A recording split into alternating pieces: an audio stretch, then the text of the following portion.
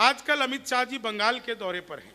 मैंने मोदी जी को एक सलाह दी है कि है डूबती नैया इस पतवार बना लो, तलवार में थोड़ी सी और धार बना लो।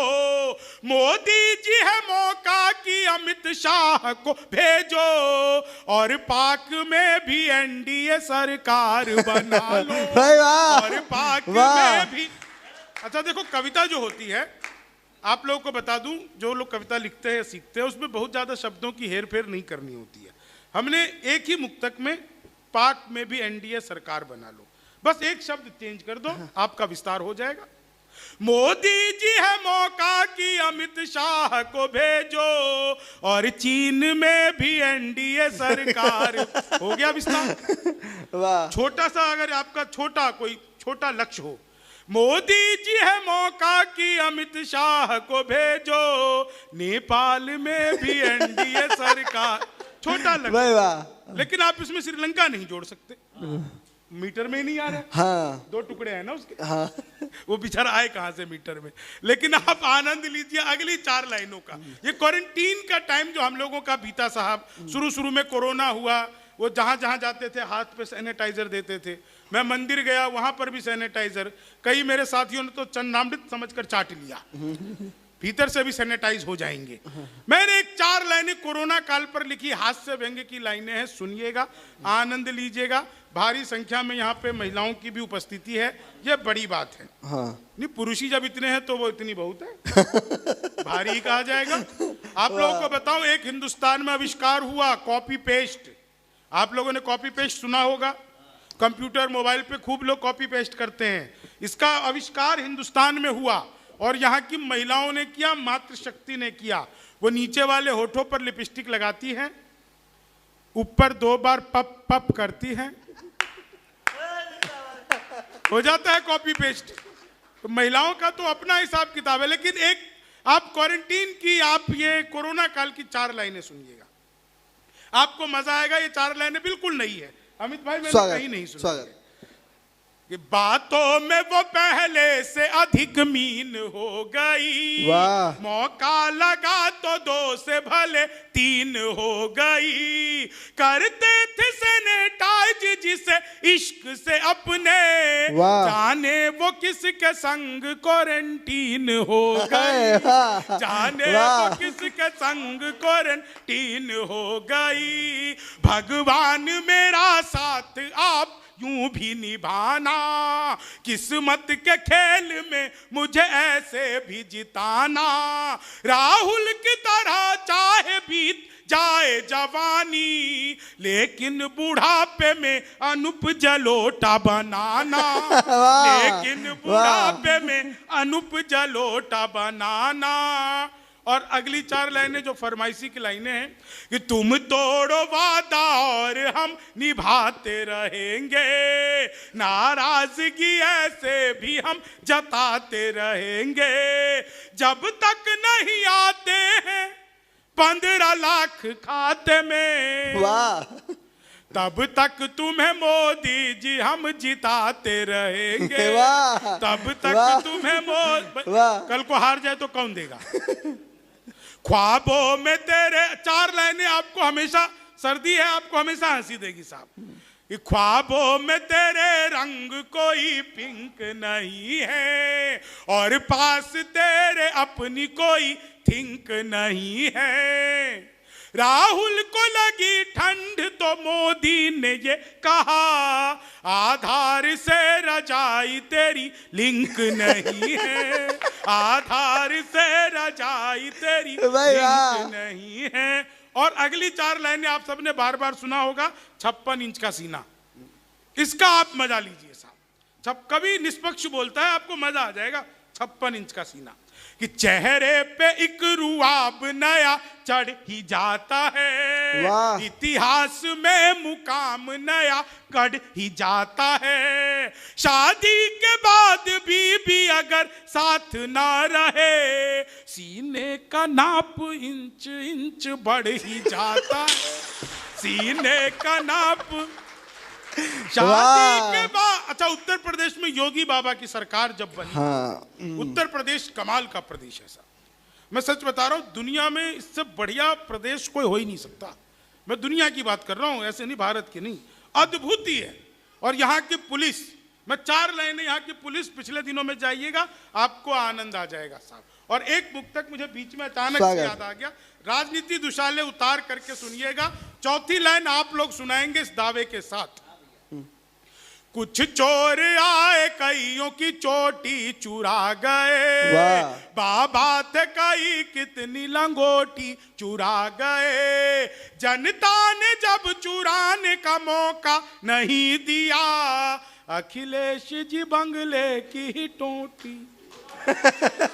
जनता ने जब ताली बजा के हाथ बांधने से काम नहीं चलेगा।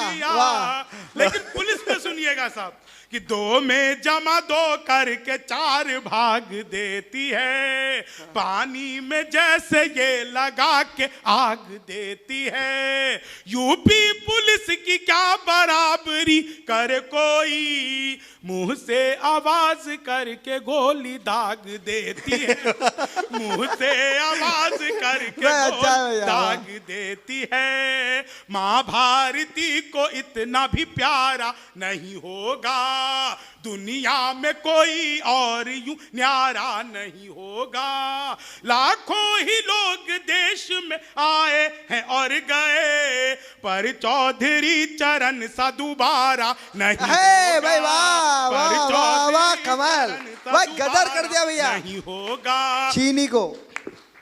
ये आप लोगों की साहब, मैं सच बताऊं, वो एक शेर किसी शायर का है कि तुम्हारी शख्सियत से यह सबक लेंगी नई नस्लें, मासूम गाजियाबादी। तुम्हारी शख्सियत से यह सबक लेंगी नई नस्लें, वही मंजिल पे पहुंचा है जो अपने पांव चलता है, मिटा देता है कोई नाम तक भी खानदानों के, किसी के नाम से मशहूर होकर गांव चलता है। वाह वाह। चौधरी चरण सिंह वो शख्सियत रहे हिंदुस्तान में कि किसानों के एक ऐसे मसीहा कि आज आप यकीन मानिए, आप लोगों ने कवि सम्मेलन करवाया, यह बड़ी बात है। इससे ज़्यादा बड़ी बात यह है कि आज आप उनको याद किए हुए हैं।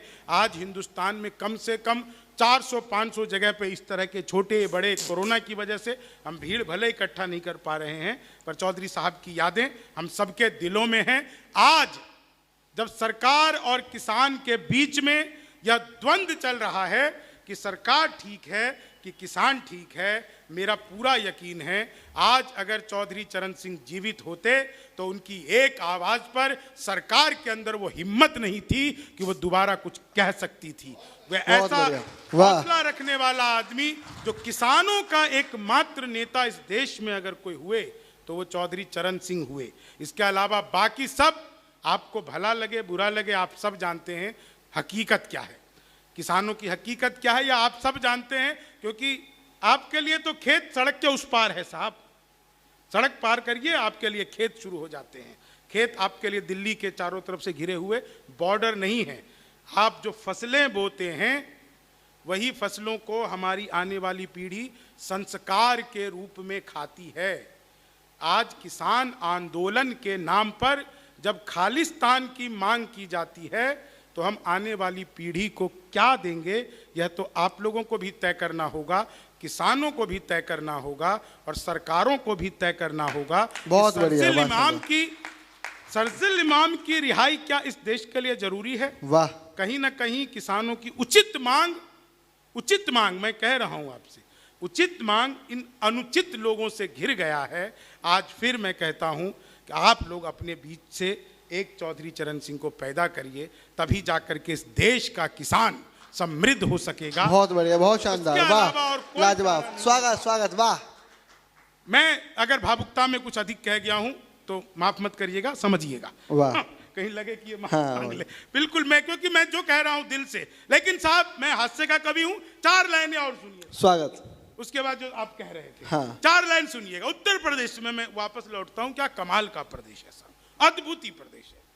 योगी बाबा की जब सरकार आई थी तो पहला काम किया एंटी रोमियो, जैसे जूलियट की कोई गलती ना हो।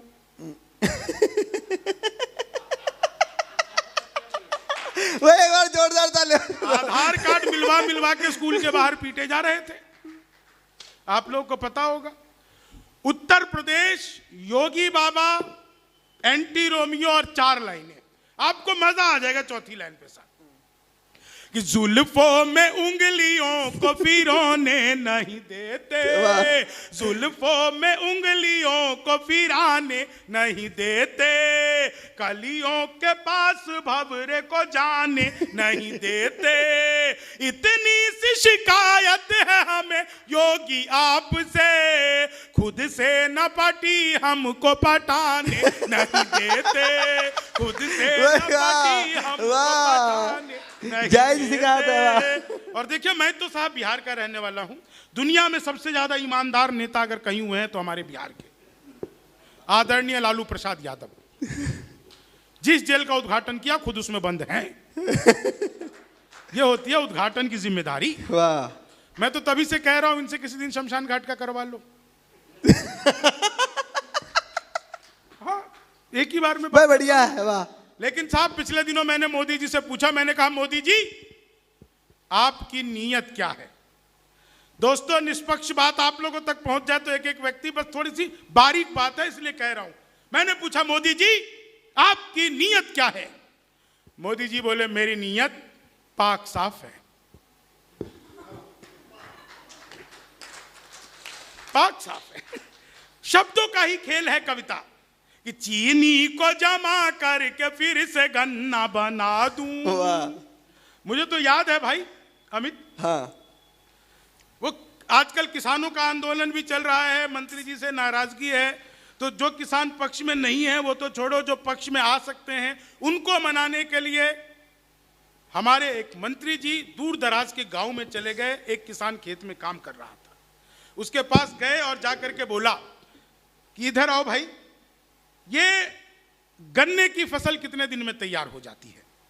इतना सुनना ही था कि वो गांव के दूर दराज का किसान, अरे साहब आइए, कृषि मंत्री आए हैं, आपका स्वागत है।